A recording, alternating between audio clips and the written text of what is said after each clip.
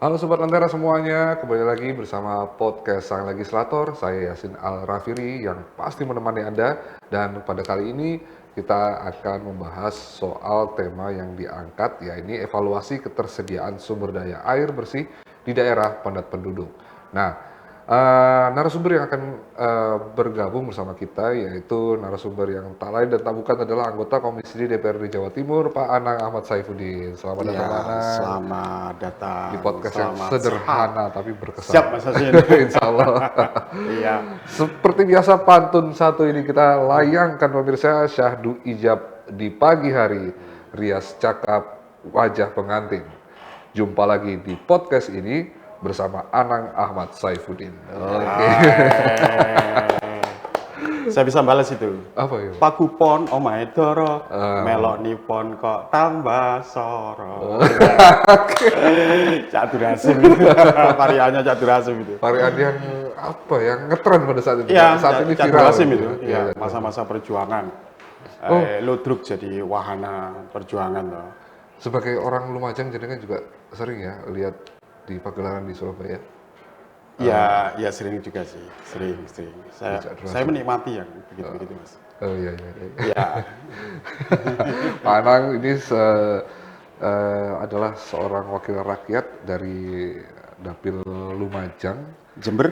Jember, dan kebetulan beliau juga putra daerah Ya. Lumajang dan dari fraksi Partai Kebangkitan Bangsa dan di sini bertugas di DPRD provinsi di Komisi D yaitu bidang pembangunan ya, bidang Iya, pembangunan iya. dan juga terutama apa yang selain ini Pak Anang, selain pembangunan, Selain pembangunan ya lingkungan hidup. lingkungan hidup oke ya, ya lingkungan hidup, Kemudian BPBD, BPBD, kebencanaan. kebencanaan dan ini ya apa pertambangan ya, Pertambangan. ada.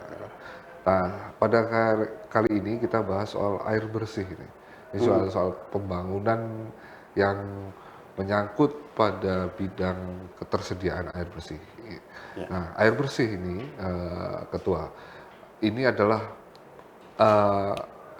sebagai sebuah sarana utama di pemukiman, di pedesaan hingga perkotaan. Nah, sejauh mana Komisi D DPRD Provinsi Jawa Timur memantau perkembangan atau proses pembangunan untuk pemenuhan ketersediaan air bersih bagi masyarakat di Jawa Timur pada umumnya. Jangan panggil ketua lah. Oh ya, siapa Anang? Kayak bukan friend aja. Kita ini friend. Ya. Siap. Mas Hasin, saya itu kalau ngomong air, sangat memorable sekali. Penggalan kisah di bukunya Robert Kiyosaki. Walaupun sesungguhnya yang akan diceritakan uang, Ya. kekuatan uang dan magnet uang. Tapi di sepenggal cerita itu, masyarakat desa butuh air. Ada satu anak desa yang berinisiasi kemudian membangun kolam begitu, yang dia mengambil air bersih dari sumber mata air yang menjauh di sana. Setiap hari dia bawa panggul Diangkut ya. diangkut secara manual begitu ya. Dia bertahun-tahun dia menyiapkan air untuk penduduk itu untuk dijual. Suatu ketika ada seorang yang dari kota datang dengan basic akademik yang bisnis air yang juga mumpuni.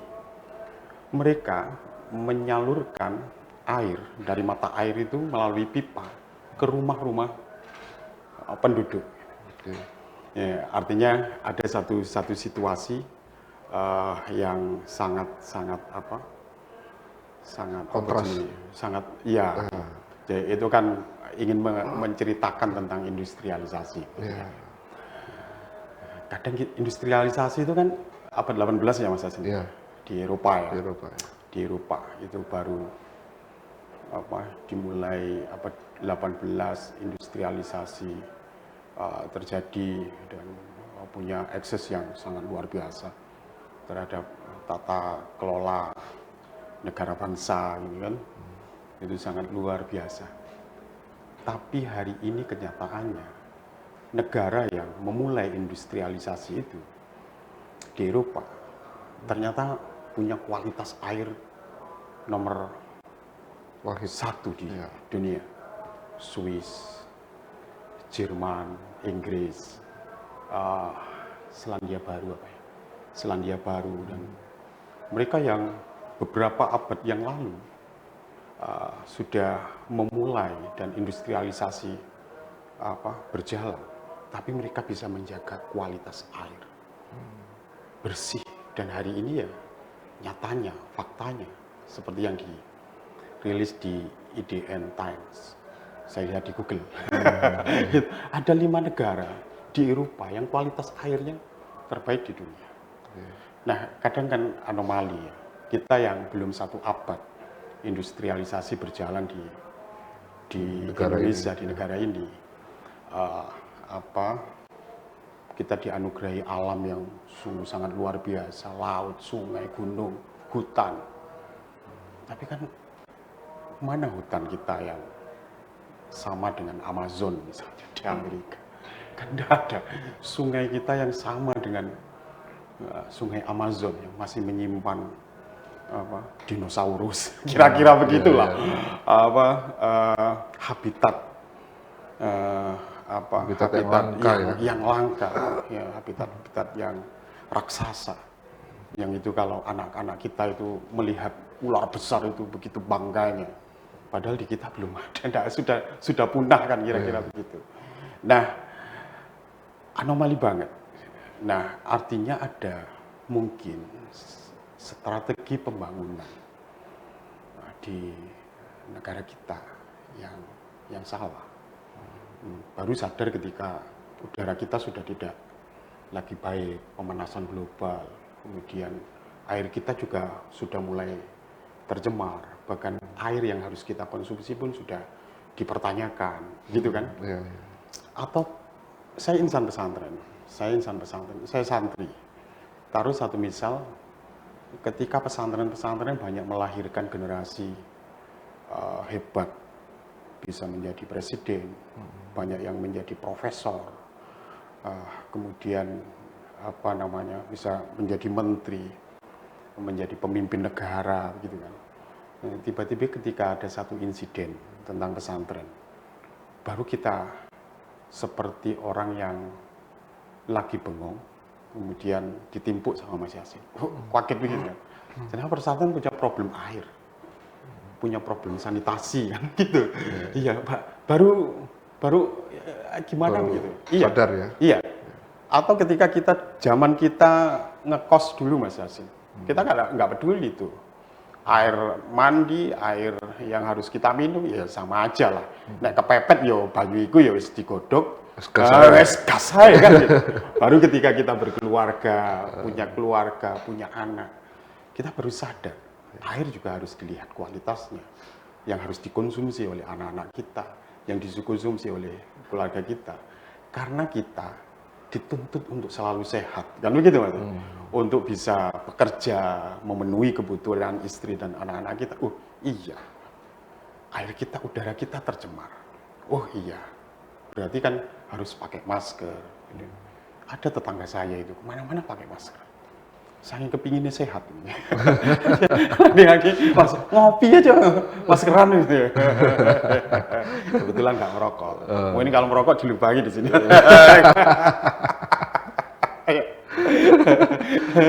Nah, di Jawa Timur ada persoalan tentang udara kita. Ada persoalan tentang mata air kita. Kemarin saya diinformasikan juga dari Dinas Lingkungan Hidup, ada sekian mata air, sumber mata air sudah mati. Ya, persentasenya lumayan besar lah, angka persisnya saya lupa. Nah, ini problem yang sangat mendasar dan sangat serius. Artinya boleh industrialisasi itu menjadi bagian kebutuhan kita, tuntutan kita, tapi air kita harus dijaga, udara kita harus dijaga, ekologi kita itu harus dijaga, kan harus seimbang. Nah, Kalau keseimbangan ekologi itu timpang, tidak terjadi, maka seperti nasib petani kita. Tidak hitungan jam, tidak hitungan hari, tikus-tikus itu menghabiskan berhektar-hektar padi petani. Karena kan tidak ada keseimbangan ekologi. Burung hantu populasinya rendah, malah dibawa ke rumah dijadi mainan anak-anak gitu kan, disangkarin. Kemudian alap-alap begitu, garangan kan. Bukan garangannya Gus Idam. Kalau garangannya Gus Idam kan jadi host hari ini. Atau kita sama-sama garangan ya. Iya, Bisa ya orang ini. Nah, itu karena terjadi ketidakseimbangan itu. Iya. Atau kapan itu saya ada kegiatan dengan Kepala Dinas Lingkungan Hidup di Kota Probolinggo. Mereka mengeluh, perasaan provinsi nandur mangrove di sini itu udah ini berkali-kali, tapi nanti kontak terus. Akhirnya diganti dengan cemara udang, gitu kan? Ya mungkin karena abrasi, mungkin karena human error, gitu kan? Nggak tahu. Tapi dengan keterbatasan itu lagi-lagi kan kita dituntut untuk bisa lebih. Taruh misalnya sinergi pemerintah provinsi dengan kabupaten kota itu harus terjalin benar. Nah, pemerintah provinsi misalnya nanam mangrove, maka pasrahkan ke pemerintah kabupaten kota untuk menjaga. Taruh misalnya setiap ASN di kabupaten atau kota itu punya anak asuh 10 mangrove, kan begitu Mas? Anak asuh 10 mangrove, sehingga mereka menjaga mangrove itu. Kemudian pada tahun berikutnya dibikin event festival mangrove Lemu misalnya kan. Nah, kemudian mereka ketika memang benar-benar menjaga, ya diberikan reward, dipromosikan, dinaikkan tunjangannya. Nah, itu kan akhirnya kan mereka juga semangat bekerjanya juga ini, kemudian kesadaran untuk menjaga bersama itu ini. Nah, kalau itu dilakukan oleh ASN, oleh birokrasi, saya pikir masyarakat juga akan meniru. Oh iya, ini saya juga hidup dari lingkungan ini.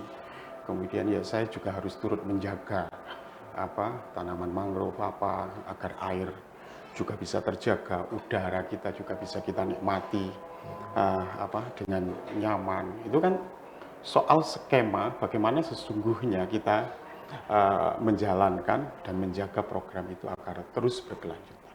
Di Jawa Timur itu salah satu sumber air yang itu unggulan ya, unggulan itu juga bagaimana Komisi D melihat bahwa pemerintah masih menjaga sumber-sumber air bersih untuk masyarakat di Jawa Timur itu, Pak Anang. Iya. Jadi, bagaimana pelestariannya, lalu apakah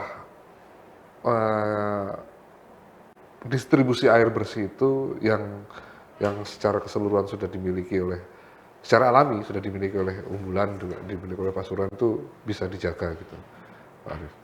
Iya, antara kebutuhan konsumsi, konsumsi dan industri itu berkejaran. Malah kita kan kadang kalah. Kebutuhan kita yang sehari-hari itu kita punya hak untuk mendapatkan air bersih, malah kalah dengan industri. Dan serba kemudahan. Kita mau masak juga pakai air galon yang diproduksi oleh industri tertentu, oleh perusahaan yang mengeksploitasi sumber mata air. Malah akhir-akhir ini kebongkar mereka mengambil air bawah tanah kita. Nah, itu kan sesungguhnya ya kita investasi kerusakan di masa yang akan datang malahan gitu kan. Nah, ya membatasi industri air. Perlu ya pembatasan ya, gitu ya? Dibatasi, Mas. Memang bisnis air kan harga air kemasan hari ini lebih mahal dari BBM. Kan itu kita dapati. Di Jepang aja kan menjadi satu bisnis yang bergengsi, ya, berkelas bisnis air itu.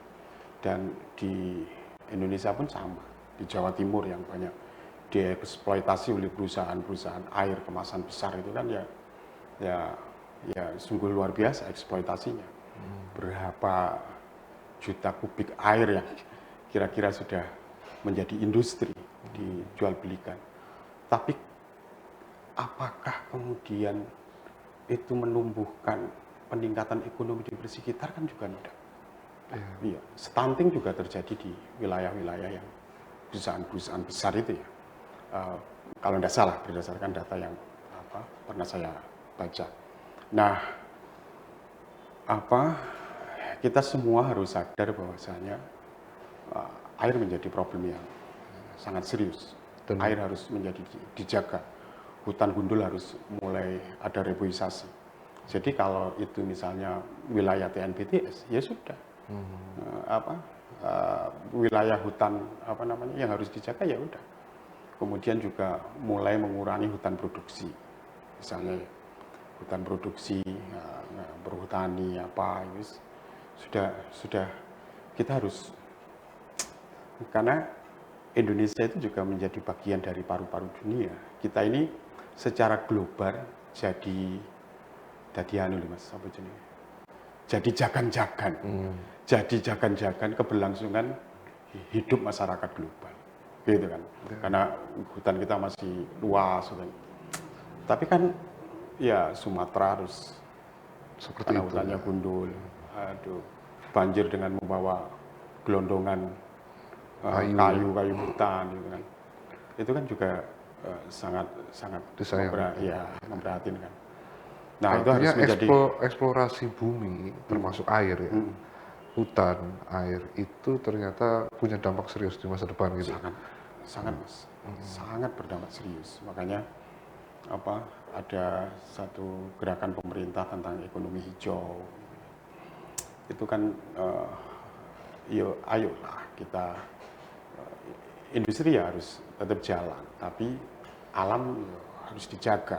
Ada keseimbangan seperti yang saya sampaikan tadi. Kalau tidak seimbang ekologinya ya seperti populasi tikus yang luar biasa, tidak diimbangi dengan burung hantu, tidak diimbangi alap-alap, tidak diimbangi garangan, ya akhirnya ya akan merusak pertanian masyarakat.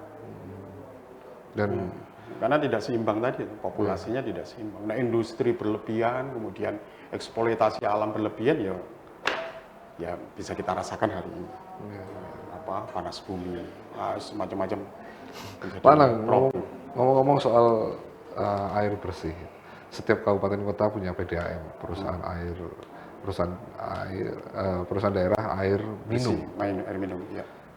Yang sekarang menjadi perusahaan daerah, celutukannya jadi perusahaan daerah air mandi. Jadi sudah tidak punya kualitas airnya udah enggak dikonsumsi. Ini lagi ya, Jadi untuk air mandi, karena kita sebagian mayoritas hampir seluruh masyarakat kita sudah menggunakan air dalam kemasan galon itu untuk minum ya. Nah, ini artinya kan berarti ada degradasi kualitas pelayanan air bersih di berbagai daerah di berbagai daerah. Ini gimana Pak Anang, penyikapannya? Saya baru sadar kan ketika Mas Yasin tanya begitu kan. Dari kemarin kita akan percaya aja terhadap pemerintah ini dan terhadap PDAM. Gitu kan. Air yang dialirkan dari PDAM ya sekalian tidak hanya sekedar untuk mandi dan cuci saja, tapi untuk minum kita kan juga begitu. Jadi kita yakin aja kan begitu. Tanpa nah ini baru ya kayak ketimpuk tadi itu, lagi bengong ketimpuk. Iya gitu. Iya. Ternyata di hebatnya pesantren juga ada problem sanitasi, ada problem air kan seperti itu. Ternyata di masyarakat luas kita ya terjadi itu. Nah, di permukiman, apalagi misalnya di hunian subsidi Mas Yasin. Subsidi. Orang itu beli rumah aja sudah syukurnya minta ampun. Nggak kepikir yang akan dialirkan ke rumahnya itu air seperti apa gitu kan, Mas. Kok ketok bening ya sudah ini ya untuk mandi ya untuk ini ya. Tapi kan Minum biasanya galon, ini, Ya. air-air industri itu yang dipercaya untuk dikonsumsi. Tapi kan itu terbatas. Sebagian dari kita masih mengkonsumsi air PDAM itu. Ya enggak, ya untuk minum, ya untuk mandi, ya untuk cuci baju dan seterusnya dan seterusnya. Ya. Nah itu coba bayangkan, hari ini pemerintah juga menggerakkan 3 juta rumah subsidi untuk masyarakat. Oke, tapi harus komprehensif, harus disertai dengan penyediaan air bersih yang ini, yang berkualitas, sehat, nyediakno rumah untuk masyarakat, ternyata yang menghuni nanti sakit-sakitan. Nah, juga problem baru juga. Ternyata penghuni di itu stunting. Nah, kan problem juga Mas Asin ya. Kena kanker, kena tumor, karena efek dari air yang tidak layak konsumsi. Nah, itu kan ya memang ya dari hulu sampai hilir itu ya memang harus teratasi. Sinergi antara dinas yang satu dengan dinas yang lain harus saling bergandeng tangan. Karena lagi-lagi kadang ada satu problem yang itu ternyata bukan wilayahnya dinas terkait, itu dinas lain. Apalagi ada pembatasan regulasi misalnya. Ya itu kan, nah itu yang problem-problem suprastruktur kita yang mulai harus dirapikan dan ya itu sih. Ada fenomena menarik ketika Mas Anang bilang tadi, saya panggil Mas aja deh. Iya, Karena lebih kita ini friend. kayaknya ini deh. Saya masih muda lah. Iya, masih muda. Nggak tua-tua banget ini di depan saya ini. Iya Mas Anang. Jadi ada beberapa yang fenomena di sebelahnya perusahaan yang besar itu masih ada stunting, kemiskinan terjadi. Kemiskinan terjadi. Nah, kita ada loh beberapa perusahaan air besar di Jawa Timur itu kan, industri air yang skala nasional gitu. Itu apa yang sebetulnya harus mereka lakukan ya untuk mencegah ketimpangan? Perusahaan apa ya Mas Asin? Di Pasuruan. Ya perusahaan apa namanya itu? Ini Aqua itu Pak. Acua apa Aqua? Acua. Iya. Mancing Mas Anang. Itu ya. Ya, artinya di mana-mana seperti perusahaan Danone atau yang memproduksi air Aqua yang ada di Jawa Timur juga, itu apa yang harus mereka lakukan ya supaya apakah ada penetrasi dari Komisi D selama ini kepada mereka atau kunjungan atau melakukan peninjauan untuk iya, wilayah kita memastikan air, soal CSR, soal apa itu kan komisi yang lain. Gitu apakah ya? CSR mereka sudah tersalurkan di masyarakat bersekitaran itu kan itu sudah wilayah dari komisi yang lain. Tugas kita memastikan bahwasanya eksploitasi air yang berlebihan itu juga akan membahayakan kita semuanya. Nah makanya ya butuh pembatasan. Berarti kalau misalnya ada produksi sebesar-besarnya hanya untuk memenuhi pasar, apalagi sampai pasar global misalnya, itu kan yo piye misalnya. Kalau ada monopolisasi terhadap satu sumber air itu berarti nggak benar itu ya? Iya, kan ada mekanismenya izin piye terus macam-macam itulah ada. Nah itu kan dinas-dinas terkait soal perizinan, soal AMDAL, soal apa macam-macam itu harus memang tegas mempertimbangkan kemaslahatan untuk orang banyak. Tidak sekedar misalnya karena harus dikejar pendapatan daerah kemudian harus mengorbankan kebutuhan masyarakat yang lebih mendasar soal air. Ketika ini eksploitasi besar-besaran, kemudian mematikan sumber-sumber mata air di mana-mana. Sumur sudah tidak bisa tidak keluar air gitu. Sumur-sumur penduduk kering itu kan juga bahaya juga Mas. Oke. Ya. Nah, saya pikir sih seimbang tadi itu. Seimbang ya. Iya. Jangan kebanyakan tikus daripada garangan. Mas Arif, beberapa persoalan di masyarakat ya soal air bersih itu adalah kinerja dari PDAM. Nah, apakah bagaimana menurut Mas Arief terkait dengan pengelolaan PDAM di daerah-daerah itu? Mas Arif, anang-anang. Iya Mas Anang, Mas Anang, Mas Anang, sampai lupa saya. Ya, ya Jadi, masing-masing daerah punya punya PDAM masing-masing. Ya, saya pikir ya sudah bisa mencukupi. Kalau di Lumajang itu ada problem di wilayah utara, oh di iya iya, wilayah utara, oke, oke. karena tidak memungkinkan ada 3 danau sih, tidak ada 3 danau yang tidak memungkinkan untuk kita eksplorasi dan eksploitasi untuk kebutuhan air bersih masyarakat. Maka kita harus cari potensi sumber lain. Kalau ini dianu kan bahaya sekali untuk lingkungan kita. Nah, dan masyarakat tidak setuju kalau danau harus dieksplorasi Eksplorasi. untuk kebutuhan air bersih. Maka dibutuhkan sumber mata air. Makanya apa?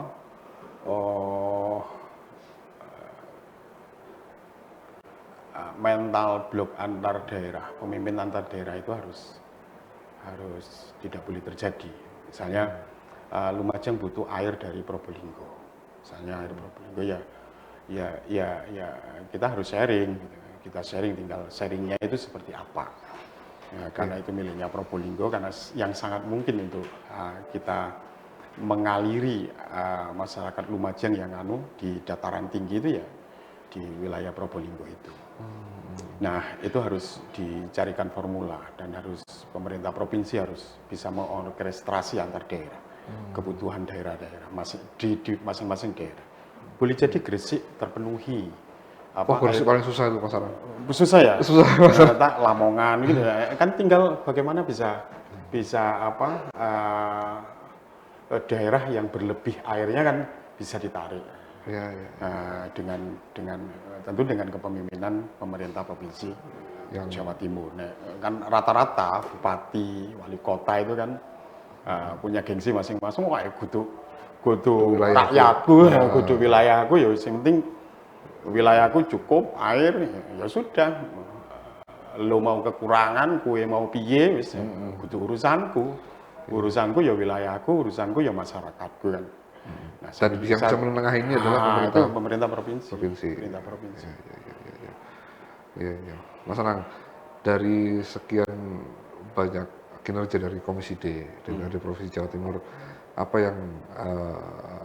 yang jenengan anggap ini sebagai harus dibenahi ya di pengelolaan air di Jawa Timur ya?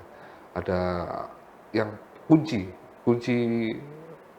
kunci yang paling harus dilakukan sesegera mungkin untuk mengembalikan pengelolaan air bersih yang merata ke seluruh Ya, masyarakat. ada banyak program sumber serapan Oke. dari Dinas Lingkungan Hidup, kemudian bendungan, macam-macam lah sinergi antara program pemerintah pusat, provinsi dengan daerah itu saya pikir itu bagian dari penjagaan terhadap kebutuhan dan sumber mata air kita.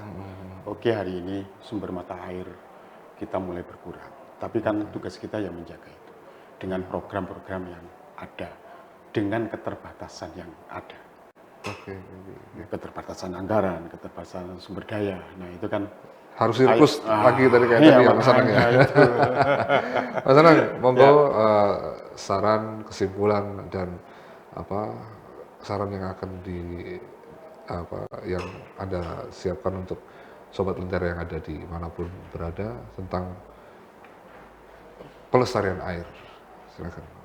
Air adalah sumber kehidupan kita, maka air harus terjaga, sumber mata air harus terus terjaga, bisa kita nikmati bersama-sama, dan itu adalah menjadi tugas kita semuanya, masyarakat Jawa Timur. Karena tangan pemerintah untuk memeluk semuanya tentulah tidak cukup, tapi partisipasi publik itu menjadi keniscayaan untuk Jawa Timur yang jauh lebih baik. Oke, siap. Matur nuwun. Yeay, Matur nuwun. Mas Yasin. Lagi-lagi Mas Arif, Mas Anang. Anang itu merupakan salah satu legislator muda yang ada di Komisi D, DPRD Provinsi Jawa Timur. Lalu hari ini sudah memberikan kita bagaimana pesan-pesan pelestarian air yang harus terus kita jaga di Provinsi Jawa Timur. Nah, sebelum penutup seperti biasa, kuis dulu. Siap. Ya. Kuis dulu masyarakat. Oke, Mas Anang. Satu, siap? Siap. Mas Anang. Jeruk atau apel? Apel. Air, mineral air atau mineral minyak? Air. Mineral air. Eksekutif atau legislatif? Legislatif. Yang terakhir, kereta api atau bis? Kereta api. Kereta api atau kereta api lebih senang naik kereta api? Iya kan, berjuta kenangan. Kereta. Oh, berjuta kenangan. Karena perantau sering kemana-mana ke Jakarta.